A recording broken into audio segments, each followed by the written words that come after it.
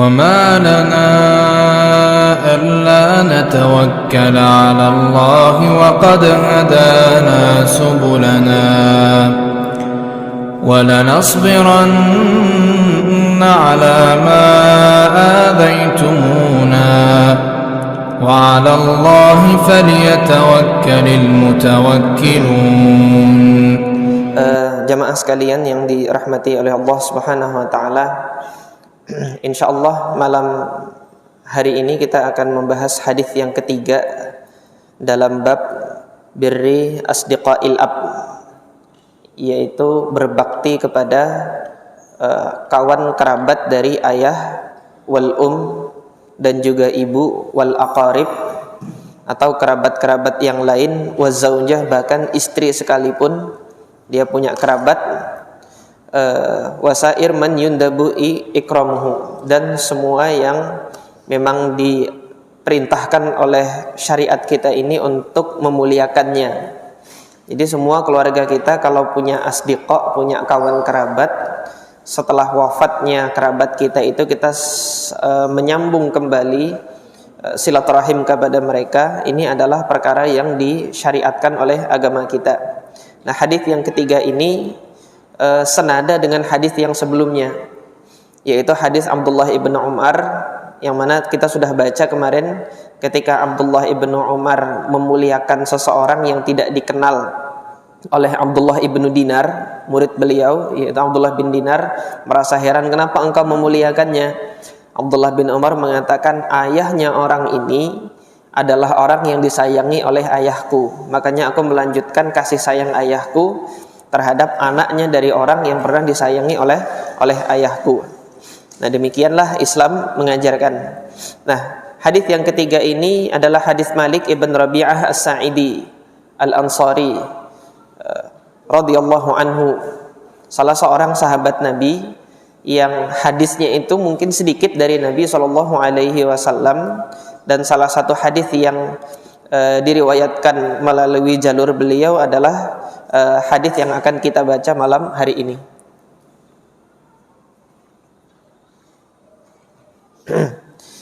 Taib. Al-Imam An-Nawawi rahimahullah mengatakan, wa an Abi Usaidin, diriwayatkan dari Abu Usaid bi dhammil hamzah wa fathis sin.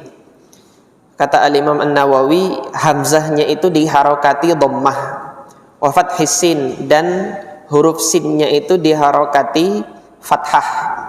Usaid, jadi ala sighati tasghir, bukan asid, bukan isid, tetapi Usaid. Ini kebiasaannya para ulama hadis dalam mendobet, namanya itu mendobet, itu memberikan syakl untuk kejelasan penyebutan nama seorang perawi. Jadi cara dobetnya itu dengan menggunakan kata-kata seperti ini, bi dhammil hamzah wa fathis sin. Jadi dijelaskan huruf ini harokatnya apa, huruf ini harokatnya apa, agar dalam pengucapan ini nanti tidak terbalik-balik, tidak tertukar-tukar. Karena nama seseorang itu tidak bisa kita membacanya itu menggunakan ilmu shorof gitu loh. Kalau ilmu shorof, aturan mizannya itu kan apakah ini fathah, kasroh, dhammah dan lain sebagainya, itu sudah ada aturannya di dalam ilmu shorof. Untuk kata ini kalau nanti dari fi'il madhi berubah ke fi'il mudhari, itu sudah ada wazan-wazan atau timbangan-timbangan tersendiri. Tetapi kalau nama orang ini sebagaimana yang dinamakan oleh ayahnya, demikian itu nanti diucapkan. Nah, ini diantara tradisinya para ahli hadis untuk memberikan dhabt, syakl, harokat untuk nama seseorang. Abu Usaid adalah kunyah bagi sahabat Nabi Malik ibn Rabi'ah, namanya Malik ibn Rabi'ah. Dan Abu Usaid ini kunyah yang mana sahabat Nabi Malik bin Rabi'ah ini lebih dikenal dengan kunyahnya, yaitu Abu Usaid. Beliau jarang meriwayatkan dari Nabi, tetapi di antara keutamaan Malik ibn Rabi'ah ini, beliau adalah salah satu sahabat Nabi yang syahida Badran. Dia menghadiri pertempuran Badar. Para sahabat Nabi yang menghadiri pertempuran Badar ini dapat kekhususan ketika Nabi mengatakan kepada mereka, i'malu ma syi'tum, silahkan kalian lakukan apapun. Allah Subhanahu wa taala telah mengampuni kalian. Sudah mendapatkan ampunan dari Allah ya atas kegigihan mereka itu ketika ikut serta dalam pertempuran Badar. Nah, apa yang diriwayatkan oleh Malik ibn Rabi'ah ini, qala baina nahnu julusun, ketika kami sedang duduk bermajelis bersama Rasulullah sallallahu alaihi wasallam, inda Rasulullah sallallahu alaihi wasallam, yaitu bersama dengan Rasulullah sallallahu alaihi wasallam duduk bermajelis. In ja'ahu rajulun min Bani Salimah, ketika itu datang seseorang dari Bani Salimah. Bani Salimah ini salah satu kabilah yang berada di ujung kota Madinah. Dia tidak berada di tengah-tengah Madinah, dan mereka memiliki perkampungan dan masjid kampung sendiri, yang mana Masjid Bani Salimah saat ini yang dikenal dengan Masjid Qiblatain. Jadi kampungnya Bani Salimah itu ya di Qiblatain, dia di samping dari Sungai Akik. Ada Wadi Akik, Lembah Akik namanya di Madinah itu, yang mana Lembah Akik ini juga berseberangan dengan kampus kami, Universitas Islam Madinah pada saat itu. Jadi jarak kampus ini dengan Masjid Qiblatain, itu perkampungan Bani Salimah, itu dekat. Itu dekat dengan apa? Dengan lokasi kampus kami pada saat itu. Nah, orang dari Bani Salimah ini datang kepada Nabi SAW menanyakan sesuatu. Faqala, ia bertanya, ya Rasulullah, wahai Rasulullah, hal baqiya min birri abawayya syai'un, apakah masih tersisa bentuk bakti kepada kedua orang tua saya, abarruhuma bihi, yang mana aku bisa melakukan kebajikan itu saat ini, ba'da mautihima, setelah mereka berdua sudah wafat. Maka apa kata Nabi? Faqala na'am, ya, masih ada, kamu masih bisa berbakti kepada kedua orang tuamu meskipun mereka itu sudah wafat. Apa saja yang bisa dilakukan seorang anak kepada kedua orang tuanya sebagai bentuk bakti mereka meskipun kedua orang tuanya itu sudah wafat? Pertama yang disebutkan oleh Nabi di sini, as-salatu alaihima, mendoakan keduanya. Mendoakan apa? Kebaikan bagi keduanya. Kebaikan bagi keduanya apa? Kebaikan akhirat. Ya enggak mungkin kan ketika sudah wafat, ya Allah anugerahkanlah rumah yang mewah kepada kedua orang tuaku sudah wafat. Tapi anugerahkanlah kebaikan. Kalau minta rumah di surga gitu loh. Karena dalam beberapa hadis Nabi disebutkan bahwasanya Allah Subhanahu wa taala itu memberikan anugerah rumah kepada penduduk surga, dan itu rumahnya macam-macam. Salah satunya di antara yang diriwayatkan oleh Imam Abu Daud ketika Nabi mengatakan, ana za'imun bi baitin fi rabadil jannah, aku menjaminkan rumah di pinggiran surga. Bagi siapa? Liman tarakal mira wa in kana muhiqqan, bagi mereka yang meninggalkan perdebatan meskipun dia dalam posisi benar. Wa bi baitin fi wasatil jannah liman tarakal kadzib wa in kana mazihan, dan aku jaminkan rumah di tengah-tengah surga, kata Nabi SAW, bagi siapa? Bagi yang meninggalkan kedustaan meskipun hanya sekedar bercanda. Dapat jaminan rumah itu di dalam surga, tengah-tengah lagi.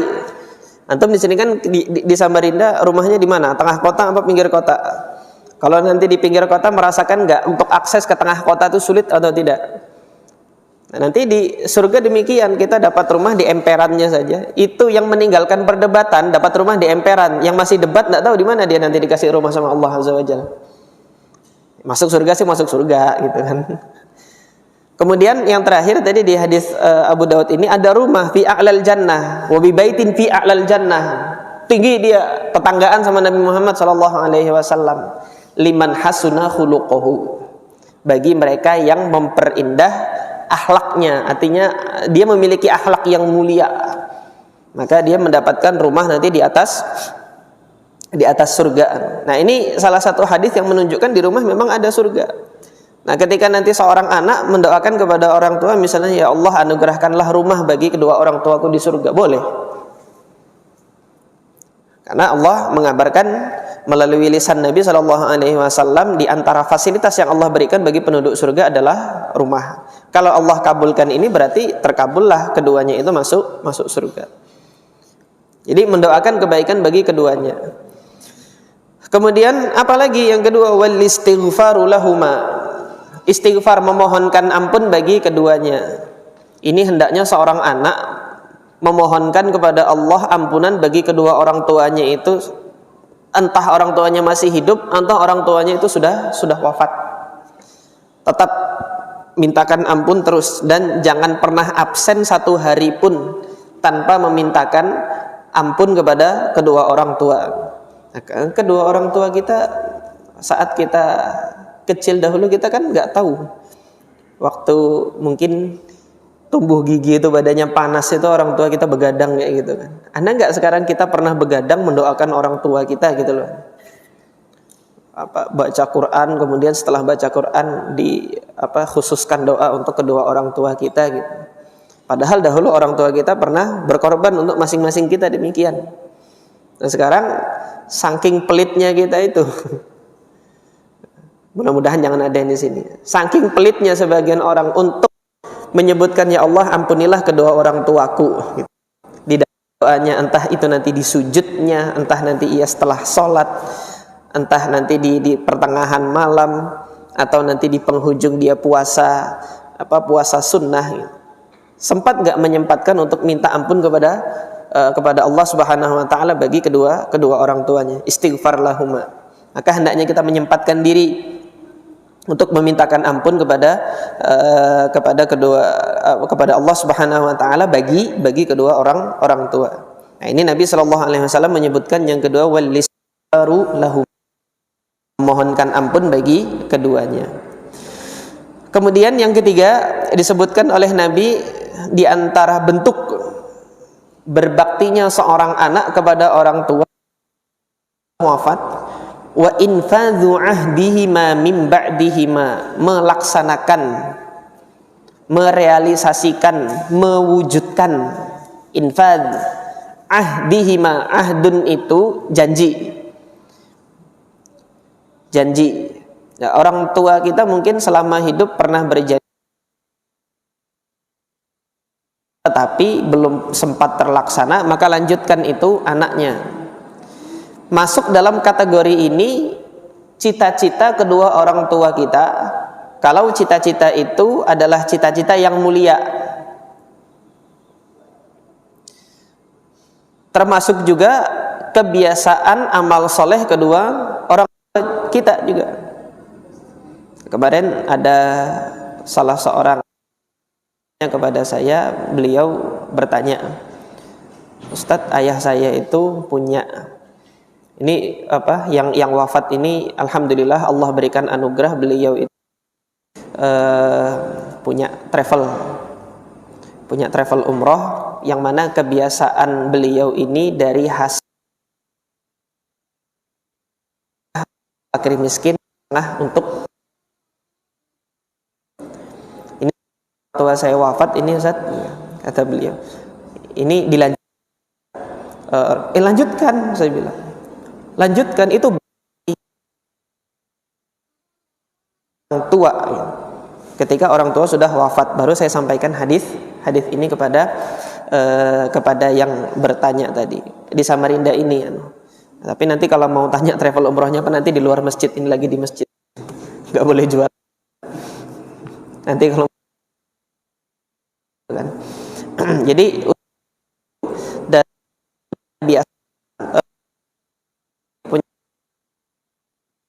menyedekah dari keuntungan perusahaannya itu untuk fakir miskin. Nah, ini sebagai anak lanjutkan gitu. Ini infadhu ahdihima mim ba'dihima, masuk dalam kategori ini. Kemudian selanjutnya apa? Wasilatur rahimi, allati la tusalu illa bihima. Bersilaturahim, yang mana silaturahim itu tidak bisa dilakukan kecuali dengan keduanya. Maksudnya apa di sini? Tidak bisa dilakukan kecuali dengan keduanya. Maksudnya silaturahim terhadap kerabat keduanya, yang mana kalau bukan keduanya yang melakukan, itu bukan silaturahim namanya, tapi bentuk ihsan saja. Silaturahim ini kan kategori yang pertamanya punya hubungan pertalian darah, gitu loh. Nah, nanti pada kategori yang kedua baru berbuat baik, bersilaturahim dengan mereka yang tidak punya hubungan pertalian darah. Nah, ini masuk dalam kategori yang hanya ada pertalian darah dengan kedua orang tua kita. Itu lakukan silaturahim dengan melakukan perbuatan baik kepada kerabat-kerabat yang punya pertalian darah kepada kedua orang tua kita. Yang terakhir, baru ini kategori yang kedua, yang enggak ada pertalian darahnya. Wa ikramu sadiqihima, memuliakan teman-temannya, memuliakan karib kerabatnya. Ini yang tidak ada hubungan pertalian darah. Nah, di sini kenapa kok syariat membedakan untuk memuliakan mereka yang punya pertalian darah dengan mereka yang tidak punya pertalian darah? Di sini Islam mengajarkan kepada kita mana yang harus didahulukan dan mana yang nanti diakhirkan. Artinya yang lebih berhak untuk kita muliakan, untuk kita santuni, itu adalah mereka yang punya pertalian darah. Itu yang berhak nomor satu. Kalau itu sudah selesai, ini baru kemudian kepada yang tidak punya pertalian darah dengan kita. Nah, ini syariat membedakan seperti ini dalam rangka apa? Dalam rangka kita bisa mendahulukan mana yang harus didahulukan dan kita mengakhirkan mana yang syariat itu mengakhirkan. Namun dua-duanya tetap wajib kita lakukan. Hadis ini diriwayatkan oleh Al-Imam Abu Dawud rahimahullah di dalam sunannya. Hanya saja sebagian ulama itu menyatakan hadis ini lemah sanadnya. Kalau menyatakan lemah hadisnya, belum ada saya dapatin ulamanya. Tetapi yang menghukumi lemah sanadnya ada. Siapa? Syekh Muhammad Nasiruddin Al-Albani rahimahullah. Semoga Allah merahmati beliau. Di dalam kitab beliau Silsilah Al-Ahadits Ad-Dhaifah. Ini hadis ini dilemahkan sanadnya oleh Syekh Al-Albani. Kata beliau apa? Qultu wa hadza sanadun dhaif. Kata beliau apa? Aku katakan sanad yang ini adalah sanad yang dhaif. Kenapa? Al-Imam Abu Dawud rahimahullah itu meriwayatkan hadis ini di dalam sunannya dari 3 orang gurunya.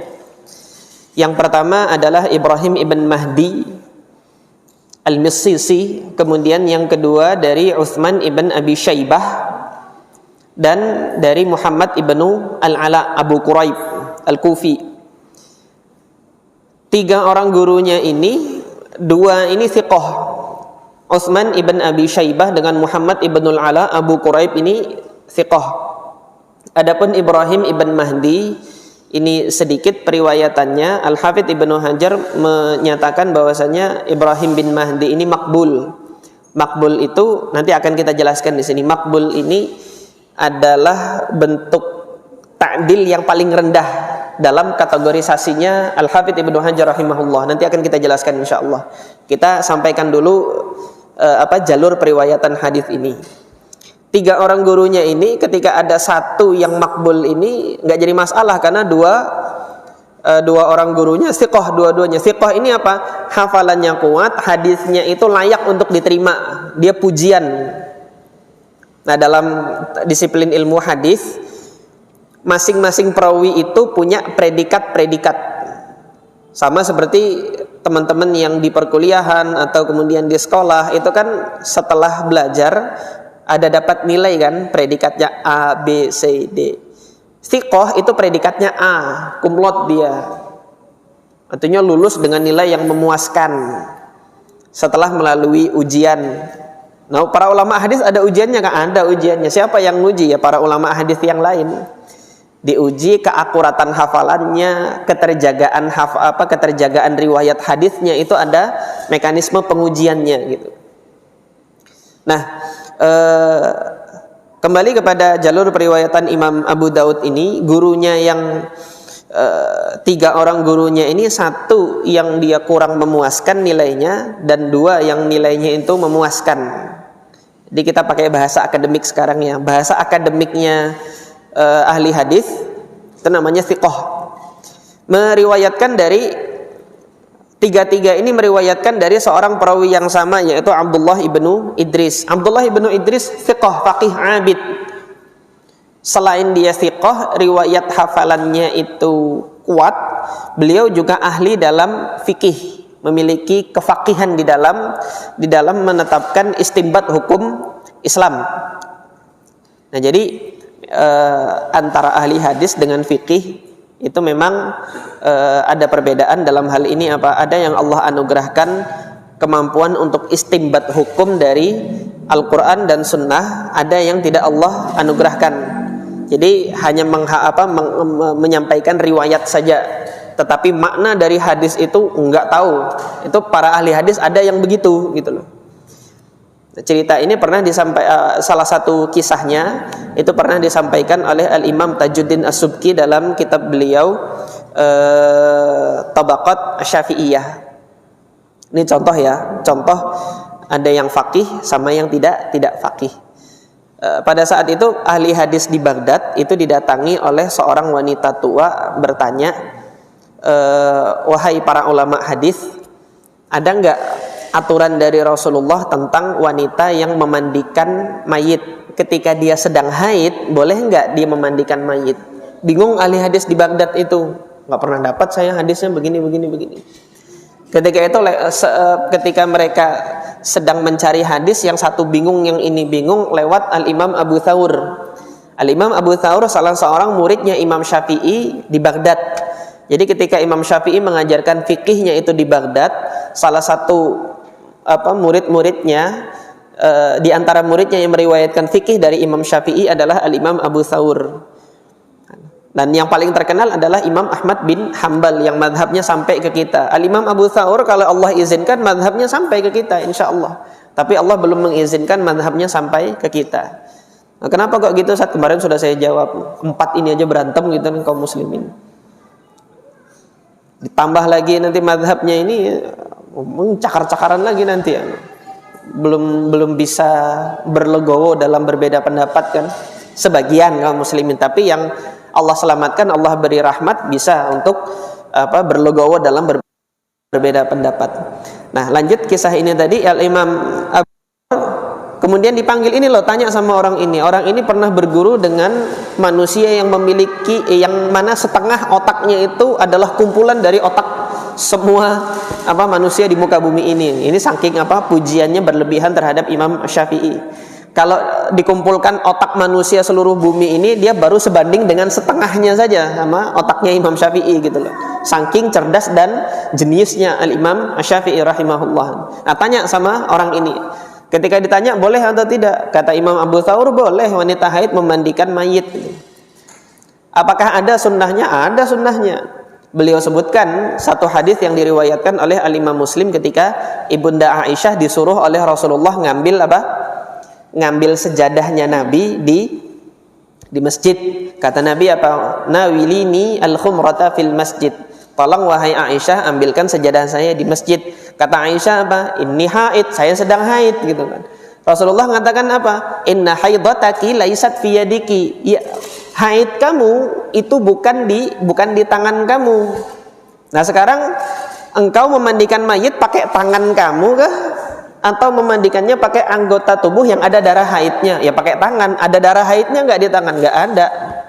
Ya sudah, boleh, silahkan gitu loh. Ini fikihnya siapa? Imam Abu Thawr. Setelah dapat jawaban ini, baru para ahli hadis tadi, oh iya, hadis itu saya riwayatkan dari ini. Saya juga punya riwayat itu, lebih ahli sanadnya dari ini. Kata perempuan yang tua tadi, kemana saja dari tadi antum gitu loh. Baru sekarang tahu hadisnya gitu. Ini contoh beda yang Allah anugerahkan fikih sama orang yang tidak Allah anugerahkan fikih. Inilah yang Al-Imam Ahmad Ibn Hanbal dulu mengatakan kanal fiqhu quflan ala ahli hadis. Dulu fikih itu terkunci dari ahli hadis. Hatta ja'allahu bisyafi'i. Sampai kemudian Allah Subhanahu wa taala mendatangkan Al-Imam Asy-Syafi'i rahimahullah ke Baghdad ini, hingga kita mengetahui bagaimana fikih hadis itu.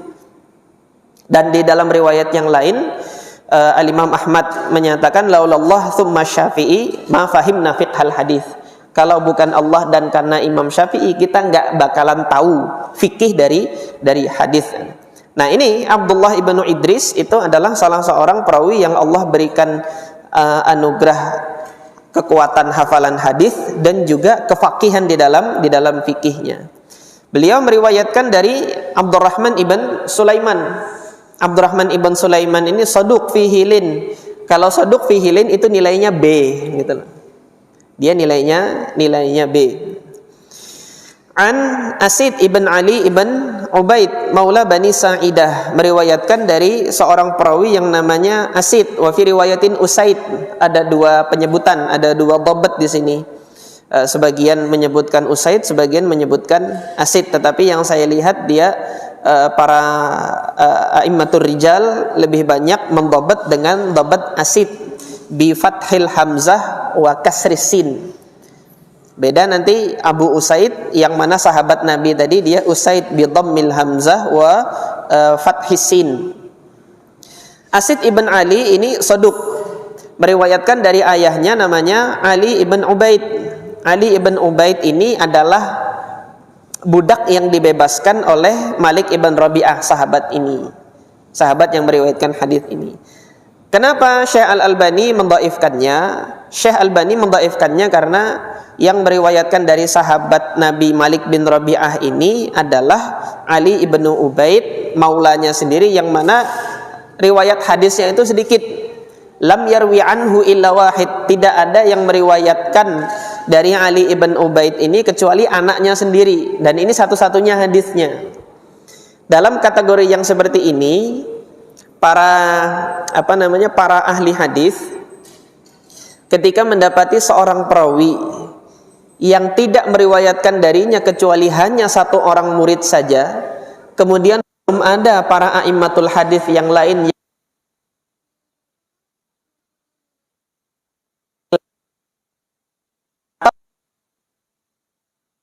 ini dalam kategori majhul secara umum. Tapi nanti di sini ada tafsil lagi, ada perincian lagi yang merincikan nanti Al-Hafidz Ibnu Hajar rahimahullah. Oleh karena itu Al-Hafidz Ibnu Hajar dia kan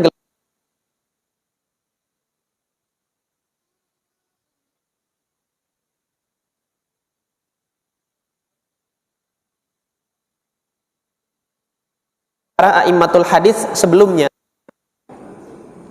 Nah, ini yang menjadi masalah tadi, kenapa kok dhaifkan? Satu-satunya jalur Ali ibn Ubaid dalam kategorisasi dalam kategorisasi rijal Islam.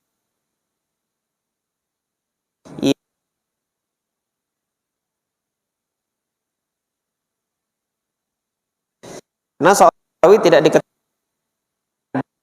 babat syarat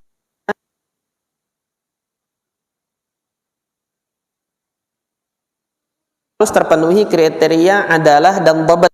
Adalah ini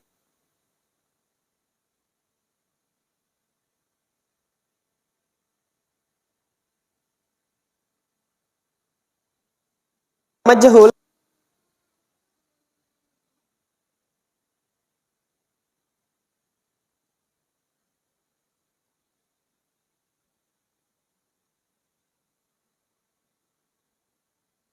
Dalam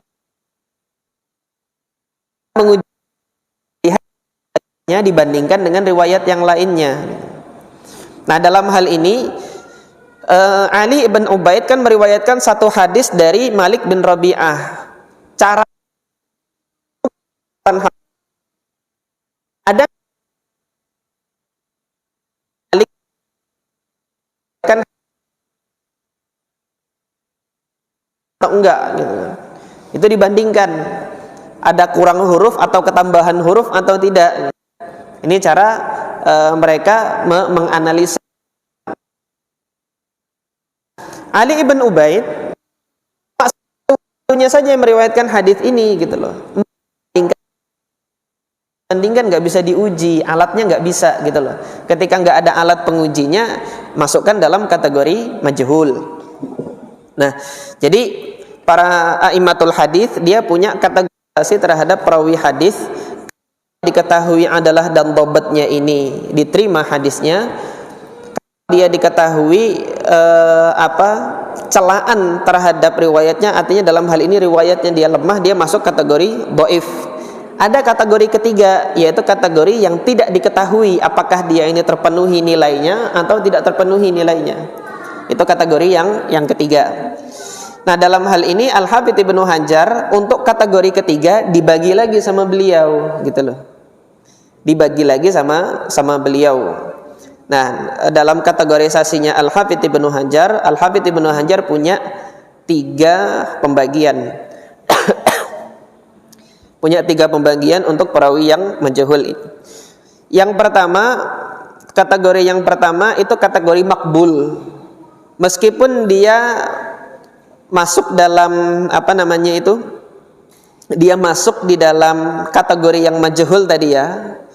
Karena yang meriwayatkan hanya 1 orang dan tidak diketahui ada yang memberikan nilai pujian atau nilai ta'dil kepada perawi tersebut, dia akan majhul. Al-Hafidz Ibnu Hajar menambahkan satu poin lagi untuk penilaian. Ada nggak sebab-sebab yang menunjukkan riwayatnya ini tertolak gitu loh. Maka ini harus ada analisa matan. Lihat matannya ini tadi, bakti anak terhadap orang tua yang sudah wafat. Ketika dilihat analisa matannya, matan ini bertentangan dengan hadis-hadis lain atau tidak, kan gitu. Ternyata matan ini sangat sesuai dengan hadis yang sebelumnya. Oleh karena itu Ali ibn Ubaid tadi oleh Al-Hafidz Ibnu Hajar beliau dimasukkan dalam kategori makbul. Kategori makbul itu dalam tingkatan pembagiannya Al-Hafidz Ibnu Hajar kategori yang ke-6, tingkatan yang ke-6.